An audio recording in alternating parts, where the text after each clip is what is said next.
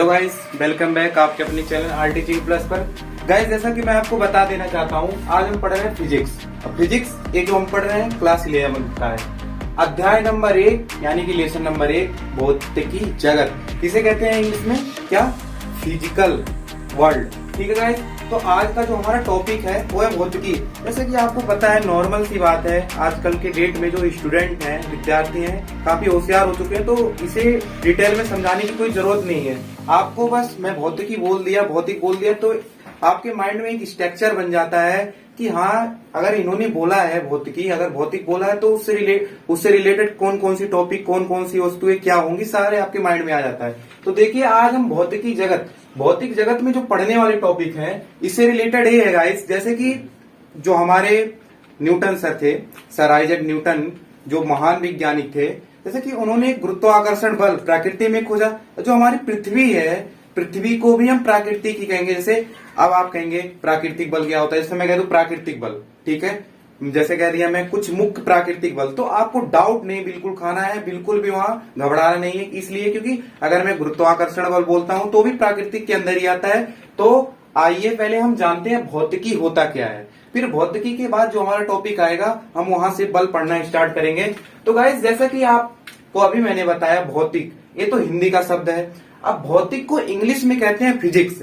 ठीक है, क्या कहते हैं, फिजिक्स कहते हैं। अब ये जो भौतिक है, यानी कि भौतिक विज्ञान जो लिया गया है, एक ग्रीक शब्द से, फ्यूसस नामक शब्द से लिया गया है। ठीक है, अब इसका अर्थ ही प्राकृतिक होता है। अब देखिए, जिस ग्रीक शब्द से लिया गया है, जब इसका अर्थ ही प्राकृतिक है, तो आप इसे भौतिक विज्ञान भी कह सकते हैं, सॉरी, इसे आप प्राकृतिक विज्ञान भी कह सकते हैं, यानी कि भौतिक विज्ञान को क्या कह सकते हैं, प्राकृतिक विज्ञान भी कह सकते हैं। जैसा कि अभी मैंने आपको बताया कि ये किस ग्रीक शब्द से लिया गया है, फ्यूसिस।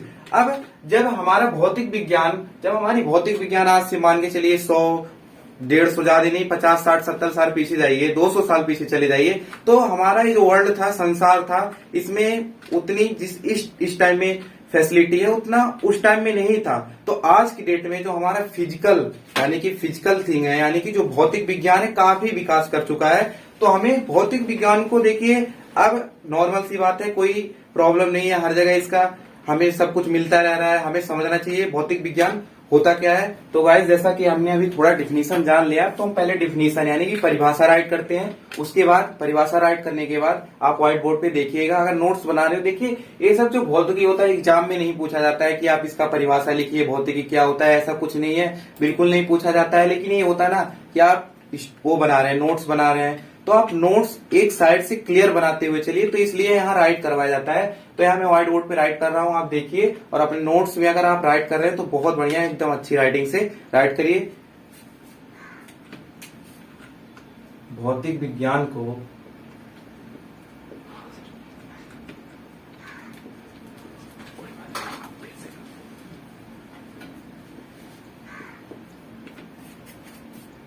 अंग्रेजी में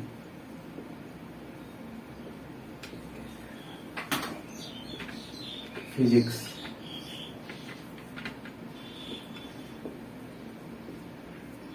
कहते हैं।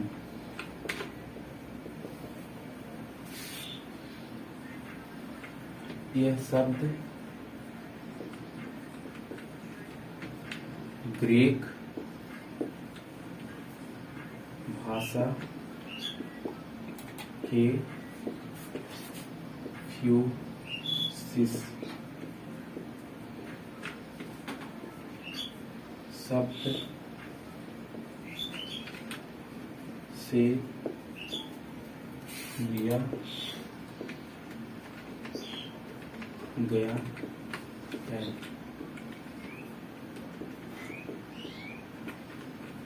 जिसका अर्थ है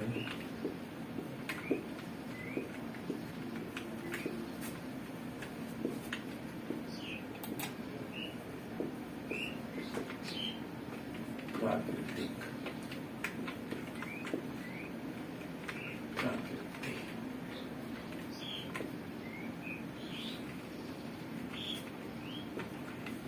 ठीक है गाइस, जैसा कि मैंने यहाँ डिफिनीशन लिखा, भौतिक विज्ञान को इंग्लिश में हम क्या कहते हैं, फिजिक्स कहते हैं। यह शब्द ग्रीक भाषा के फ्यूसिस शब्द से लिया गया है, जिसका अर्थ है प्रकृति। अब देखिए, जब हमारा क्या कहते हैं भौतिक विज्ञान जब स्तर धीरे धीरे इसका स्तर बढ़ता जा रहा था, कि भौतिक विज्ञान जब धीरे धीरे विकास करता जा रहा था, तो प्रारंभ में इसे जो प्राचीन के लोग थे और मान लीजिए जो हमारे पुराने वैज्ञानिक हुए हैं, टीचर हुए हैं, तो इसे प्राकृतिक विज्ञान भी कहते थे। इसलिए प्राकृतिक विज्ञान कहते थे क्योंकि ये जिस ग्रीक शब्द से लिया गया है उसका अर्थ ही प्रकृति है।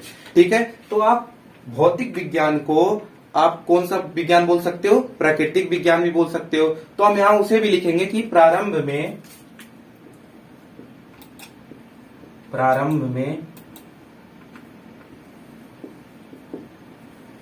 भौतिकी को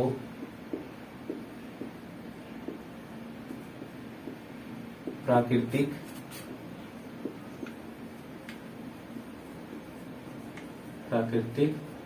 विज्ञान भी कहा जाता था। ठीक है गाइस, तो जैसा कि मैंने लिख दिया कि भौतिक विज्ञान को प्रारंभ में प्राकृतिक विज्ञान भी कहते थे। ठीक है गाइस, तो जैसा कि मैंने यहाँ डिफिनीशन राइट कर दिया है, तो ठीक है, आप जैसे डिफिनीशन जैसे कि मैंने अभी आपको थोड़ी देर पहले बताया, डिफिनीशन देखिए, डिफिनीशन ज्यादा मायने नहीं रखता, इसका कोई उतना वैल्यू नहीं है, बट हमें राइट करना होगा समझने के लिए, कि अगर हम बाद में समझे भूल जाएं तो हम डिफिनीशन देख के समझ सकें। ठीक है, अब ये होता क्या है, जैसा कि मैं आपको कुछ उदाहरण दे रहा हूं, जैसे कि हमारे जो अल्बर्ट आइंस्टीन सर थे, महान वैज्ञानिक अल्बर्ट आइंस्टीन सर, तो आपको पता होगा अल्बर्ट आइंस्टीन की आपने स्टोरी सुनी होगी, हम छोटे क्लास से पढ़ते आ रहे हैं कि अल्बर्ट आइंस्टीन जो थे स्टार्ट में पहले वो बोलते नहीं थे, यानी कि उनकी जो रिएक्टिविटी थी काफी लो थी। ठीक है, हाँ, ऐसा भी सुनने में आया है, बहुत कहानियों में मैंने देखा, स्टोरियों में भी देखा है कि जो हमारे अल्बर्ट आइंस्टीन सर थे वो मैथ और साइंस के अलावा किसी सब्जेक्ट में इंटरेस्ट नहीं रखते थे, वो उन दोनों सब्जेक्ट को छोड़ के सब में फेल हो जाते थे। ठीक है, तो एक दिन जो हमारे अल्बर्ट आइंस्टीन सर हैं, एक क्या कर रहे थे, डाइनिंग टेबल पे बैठे थे। ठीक है,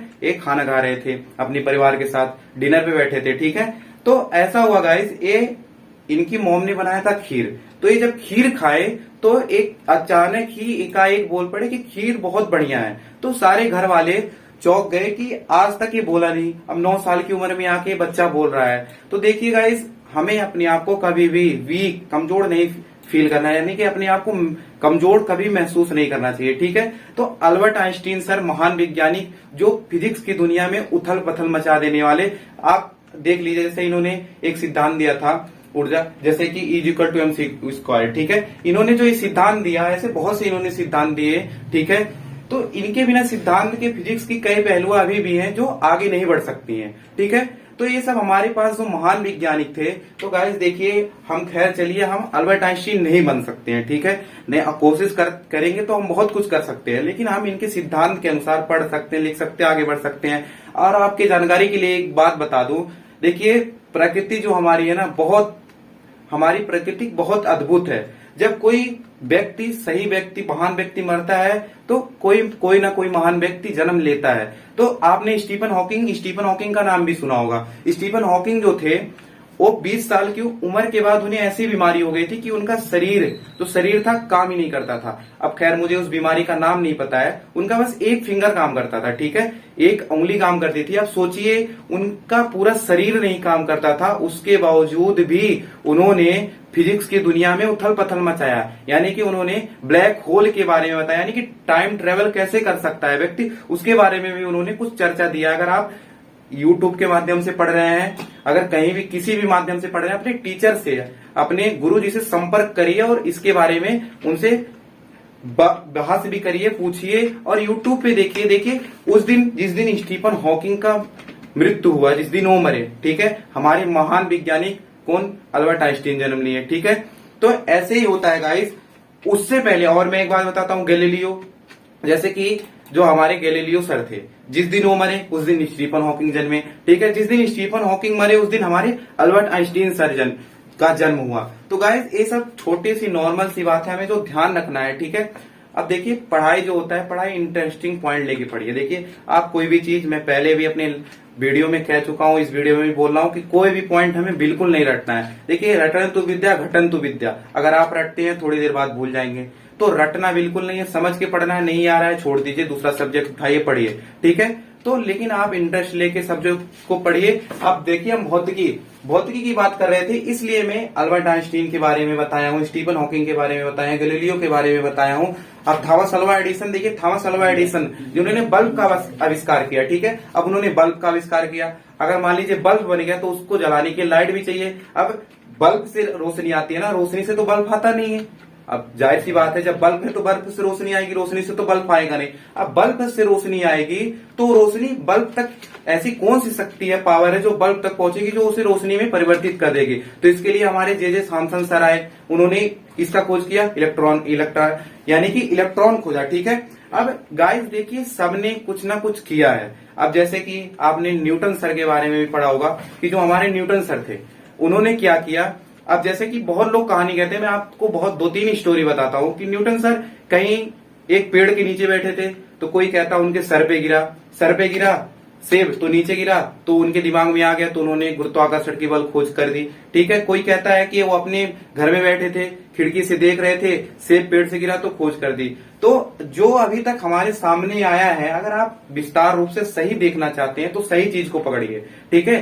स्टीफन हॉकिंग सर रियल में अपने घर में ही बैठे थे, और घर में ही बैठे थे, वो कुछ काम कर रहे थे, चिंतित थे, उनका ध्यान खिड़की से बाहर था। जो जब सेब जब टूटा, नीचे गिरा, तो उनके दिमाग में आया कि सेब जब टूटा तो नीचे ही क्यों गिरा भाई, जाहिर सी बात है पृथ्वी में कोई ऐसी शक्ति है, पावर है जो अपनी तरफ उसे खींच रही है। तो उनके दिमाग में एक बात और आई कि जो हमारा चंद्रमा है, चंद्रमा हमारे पृथ्वी से काफी ऊपर है, तो उसे भी पृथ्वी पे गिर जाना चाहिए, लेकिन ऐसा नहीं हो रहा है। तो उस पे उन्होंने सर्च स्टार्ट किया, तो जिसके बारे में हमारा एक छोटा सा टॉपिक था, ये तो हमने यहाँ खत्म कर दिया है, ठीक है।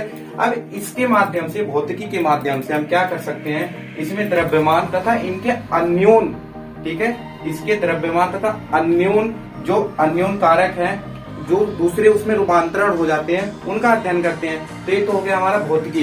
अब इसके बाद जो हमारा टॉपिक आएगा गाइस, वो आएगा बल। हम बल में पढ़ेंगे कि गुरुत्वाकर्षण बल और जो बल 2-4 बल इस लेसन के तहत, आपकी इस लेसन के तहत दिए गए हैं, वो कौन कौन से बल हैं, हम उसमें पढ़ेंगे। तो मिलते हैं हम अपने नेक्स्ट वीडियो में। अगर आप मेरे चैनल पे नए हैं तो प्लीज मेरे चैनल को सब्सक्राइब कीजिए। अगर मेरा वीडियो आपको पसंद आया तो मेरे वीडियो को लाइक कीजिए और अपने दोस्तों के साथ ज्यादा से ज्यादा शेयर कीजिए। Thank you very much.